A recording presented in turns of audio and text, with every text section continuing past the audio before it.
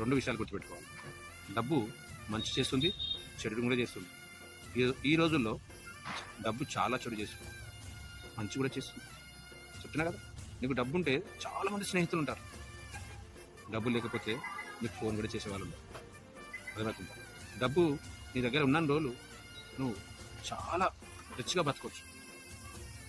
సంపాదించిన వాళ్ళ గురించి మాట్లాడుతున్నాను.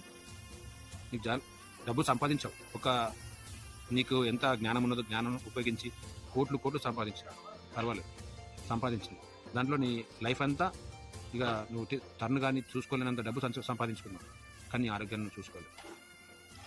నీ తిరిగి చూసే లోపల నీ యొక్క వయసు దాటిపోయింది.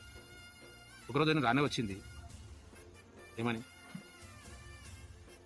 డబ్బు కోట్లాది రూపాయలు కూడబెట్టుకొని అనుభవించాలి అనుకున్నావు. ఒకరోజు రానే వచ్చింది, అర్ధరాత్రి వేళ. బైబిల్లో ఒక వాక్యం రాసుంటుంది,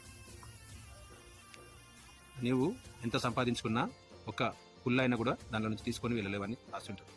అంటే ప్రాణం పోతున్నప్పుడు దేవదూతలు వచ్చి అంటారు, అడుగు, టైం అయింది, వెళ్దామా అని. అంటే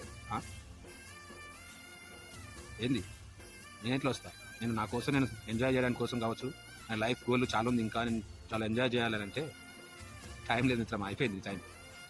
అర్థమవుతుందా? ఈ టైం అయిపోయింది.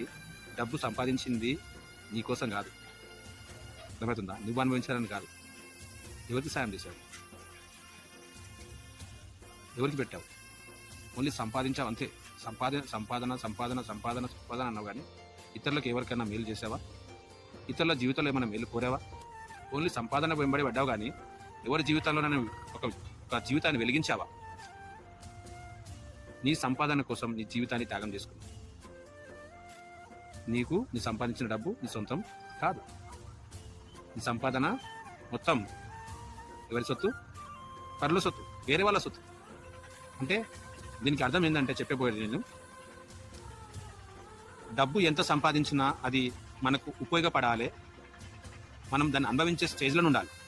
ఈరోజు 1000 రూపాయలు సంపాదిస్తే మనం దాన్ని అదే నెలలో కావచ్చు, ఆ రోజు కావచ్చు, మనం అనుభవించేటట్లే సంపాదించాలి. కానీ కోట్లు గొడవబెట్టుకొని ఇలాంటి బిల్డింగ్లు కట్టుకొని, నా ఇంకా చూస్తుంది కదా, ఇలాంటి బిల్డింగ్లు కట్టుకొని మేము అనుభవిస్తాంలే, తర్వాత చూసుకుంటాంలే అంటే దేవుడు ప్రతి రోజు ఇస్తాడనే గ్యారంటీ లేదు. మనం గమనించాలి. మీరు దేవుడు ఇచ్చిన రోజు, ఈరోజు బ్రతికి ఉన్నానంటే దేవుని కృప ద్వారా నేను బ్రతికి ఉన్నాననే విషయం తెలుసుకోవాలి. ఫస్ట్ ఆఫ్ ఆల్, దేవుడు లేనిదే నేనేమి చేయలేదు. దేవుడు అంటాడు, ఏ నాటి కీడు ఆనాటికి చాలు అంటాడు.